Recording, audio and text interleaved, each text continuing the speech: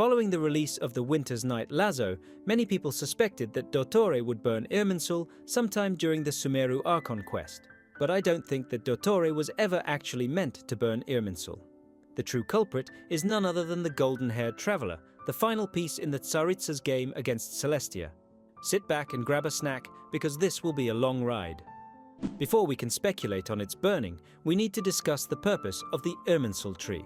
In Act 3 of Natlan's Archon quest, Mavuika explained that the heavenly principles created the ley lines to protect Teyvat from the abyss. Irminsul is like a giant memory bank, storing all the information about everything that happens in Teyvat. The ley lines serve as the roots of Irminsul, sucking up the information of everything that happens on Teyvat and filtering it through its roots before redistributing it back into Irminsul. For the life on Teyvat, Irminsul is both the foundation of reality and the medium in which they're reborn. After dying, things that have been allowed re-entry into the ley lines dissipate into blue particles, the color of stable data, while things that are chaotic or denied entry dissipate into red particles, the color of chaotic data.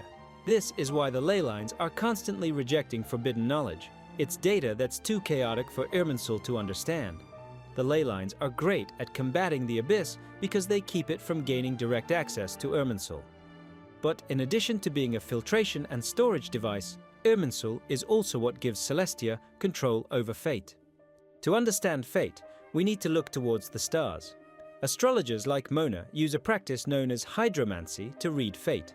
Mona reads people's fates by viewing the reflection of their constellations on the water's surface and using it to foretell their written destinies. And you can free yourself of the fate of missing out on your favorite characters by checking out a site called Lootbar. Lootbar is a website that offers cheaper top-ups for games such as Genshin Impact and Honkai Star Rail. Lootbar is cooperating with the Hoyoverse routing partner so that your transactions will be completely safe, which is why they've received thousands of 5-star reviews on Trustpilot. Lootbar can save you up to 23% compared to topping up through Hoyoverse. All you need to do is choose the crystal pack you want, enter your server and UID, finish your purchase, and wait a few seconds for the crystals to be delivered. New users can also get a coupon for 8% off, saving you even more money. Other creators such as Dukaja and Teyvat Times have also utilized Lootbar to save money while wishing for characters, because there really is no better deal out there.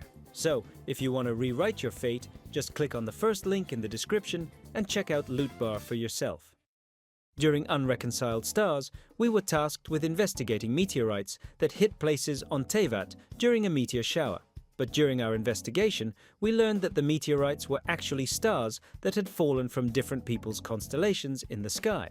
And the stars that made up those constellations were just fruits that had fallen from Irminsul, meaning that the stars in the sky are actually fruits composed of people's dreams and memories.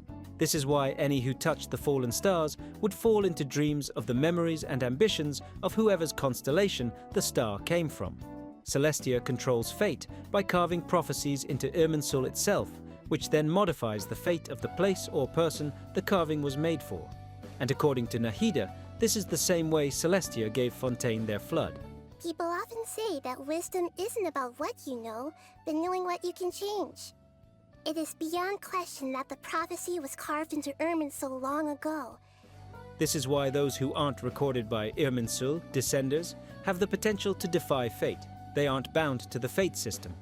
But for the life on Teyvat, they're essentially prisoners to destiny. Neuvillette echoes this sentiment in his character story 5, which reads, "One as great as he should have no need for a constellation to shine over him."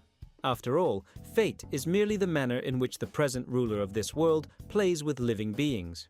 Teyvat's firmament, or false sky, is the prison, and fate is the safeguard that keeps them from escaping. This powerlessness against Celestia's will is precisely what the Fatui hates. The Tsaritsa wants humanity to have the freedom to forge their own paths, free of the guidelines set up by Celestia. That's why she lets the Harbingers make their own decisions, regardless of her own orders.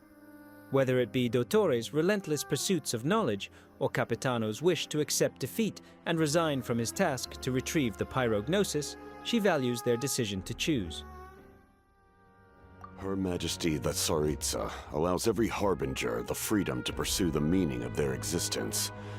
When the time comes, that freedom can take precedence over her orders. That's why our methods can be so radically different, despite sharing the same goal and the same sovereign. The Fatui's ultimate goal is to provide that same freedom to all of humanity, for better or for worse.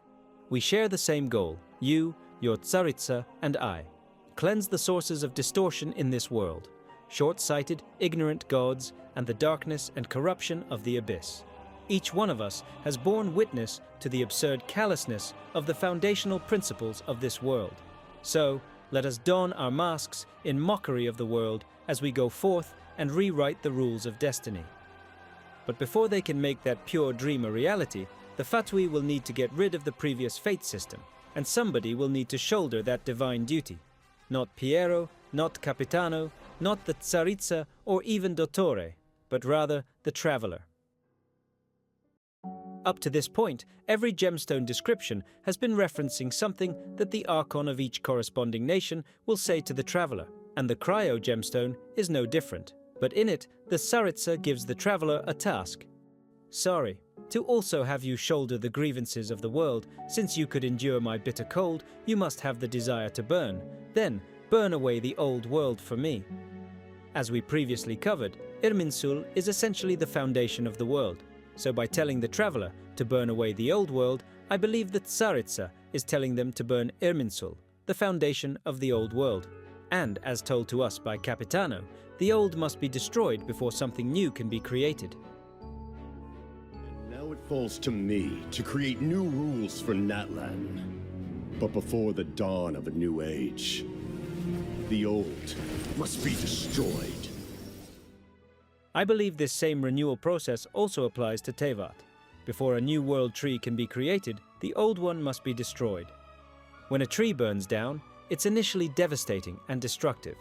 But as it burns, the nutrients stored inside of the tree are released back onto the soil in an easily accessible form, providing nutrients that will help grow the next tree that will take its place. Similarly, as Irminsul gets burned away, the souls and memories contained within it will be released. And with the help of a device like an upgraded version of the Loom of Fate, the Traveler could create an entirely new Irminsul tree, which would then serve as the foundation for the new world envisioned by the Tsaritsa and her compatriots. As shown in Simulanka and told to us by Zhongli, the Traveler is Teyvat's witness. As long as they cherish and hold on to the memories of Teyvat, it will continue to live on.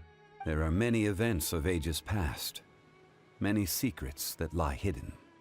They have been eroded by time, forgotten by the people, abandoned. But you are capable of finding them and bringing them into the light. Those who come to witness will witness. Those who are born to remember will remember. Following the burning of Irminsul, the Traveler will need to use the memories released from Irminsul to create a new world tree, bringing those who were lost in the old world into the new world, a world free of fate. I'm fearful because of what I witnessed 500 years ago. Her demise and that thing. But if it were you, everyone would be safe. You would have saved the world. Just like I cherish the memories of everything in Inazuma. If you remember me, I'll live forever. So, the Traveler will help the Fatui by destroying Irminsul, got it. But why has the Tsaritsa gone out of her way to collect the 7 gnosis? Well, that brings us to the one they call a heretic, Dottore. While Dottore was being recruited to join the Fatui, he offered to create a god for the Tsaritsa. Granted, he was provided with ample resources. This idea became a reality in Sumeru, when Dottore manufactured a mechanical body for Scaramouche, and then used the electro-gnosis to turn him into a god. Although they never got the chance to implant the 168 knowledge capsules they'd procured for him to reach complete divinity, Scaramouche was still able to become a true god. To the academia, the creation of a god was the pinnacle of human wisdom, but to Dottore it was a mere experiment, a proof of concept that a god could be created by utilizing the gnosis. So, if Scaramouche was a mere prototype, imagine a god who could be powered by all 7 gnosis while also embodying the collective wills and ambitions of the entire world. And that brings us back to the Traveler. Although they haven't been powered by a gnosis yet, they are one of the very few individuals who can resonate with all 7 elements, in addition to their original power, pure light. And we've already been shown that they can embody the ambitions of people spread across entire nations. The 7 elements are essentially just splits of primordial light. So, by combining the 7 gnosis, the Fatui may be able to create a light gnosis, which the traveler could then use to ascend to godhood before creating the new world. And in case you missed it, the traveler is shown to be resonated with their original light power, as Irminsul is burning. Furthermore, we've actually already been told that the traveler will ascend to godhood. As stated in their character story, the sustainer is passing away, the creator has not yet come, but the world shall burn no more, for you shall ascend to the seat of the god. The traveler is the final piece in the Tsaritsa's puzzle. They are the final chess piece, a pawn, who will ascend to something greater. As the 4th descender, they are one of the only people with a will powerful enough to rival the entire world. A will powerful enough to not only destroy the old world, but to protect, sustain, and create a new world. But as a pawn, Celestia never meant for the traveler to become a king. For that is a throne they aren't entitled to, a throne reserved for someone else. The gods goad us on with the promise of their 7 treasures, rewards for the worthy, the doorway to divinity. That throne in the sky is not reserved for you, but mortal arrogation never stops. None will escape the flames. See for yourself. Post-video syncs here. I know that was a long ride, but there are a lot more tidbits that I left out of the main segment in the interest of time. I didn't address how the Tsaritsa plans on combating the Abyss, but I believe the Traveler will be able to by utilizing the Light Gnosis, assuming one gets created. As we've been shown, elemental energy and light are some of the only things that can purify dark, abyssal corruption, just like how the Traveler purified Divalin's corrupted tear. So, with the power of a divine light gnosis, the Traveler may be able to purify any abyssal attacks that follow Irminsul's destruction. Also, I think the Tsaritsa may force the world into hibernation before Irminsul burns, freezing everything over to protect it from flames. This would explain why she mentions the Traveler withstanding her bitter cold. And speaking of Irminsul's destruction, the initial burning of Teyvat would be one of the greatest calamities Teyvat has seen, and funnily enough, the Serpent Knights have outright referred to the Traveler as a calamity. Companion of that tyrant, Fate, the Traveler known as Calamity. Kanatilla also mentioned that she viewed the Traveler as a monster who could swallow the world in a single bite, which may hint at their destiny to engulf the world tree in flames. And adding on to the Ascension theory, the direct translation of Aether's character card reads as follows. As long as your attitude of nobleness and kindness does not change, in the new world there will always be best companions to travel with you. Where you are going ahead and where your future lies, your new world will unfold before you. What sticks out to me is how the world is referred to as his new world, implying that he will gain a sense of ownership over it. Moving on, I was wondering how Conry may fit into the new world, assuming they will get a happy ending. Throughout the game, we've been shown that with the help of a ley line disturbance, the Traveler and their twin can see each other's memories. With this in mind, I can't help but wonder if the Traveler will be able to use their siblings' memories of Conry to weave it into the new world tree, essentially rewriting its fate, as Dainsleif said we could. Step forth if you have understood the meaning of your journey. Defeat me, command me to step aside. Show me that you are worthier than I to rescue her. Then, the threads of all fate will be yours to reweave. During their reunion, the Abyss twin pointed out that Keribert was denied the right to be a part of the world. Just look at Caribert. He brought comfort to the people of this world, even though he was denied the very right to be a part of it. Although it sounds metaphorical, they may mean that in a literal sense. As a side effect of cursing the people of Conry with immortality, Renova denied their souls re-entry into the ley lines via natural means. With that in mind, Keribert was quite literally denied the right to be a part of the world since his soul could never re-enter the world tree. This may be the case for all Conrayans, minus Capitano and the souls he carried when merging with the Night Kingdom.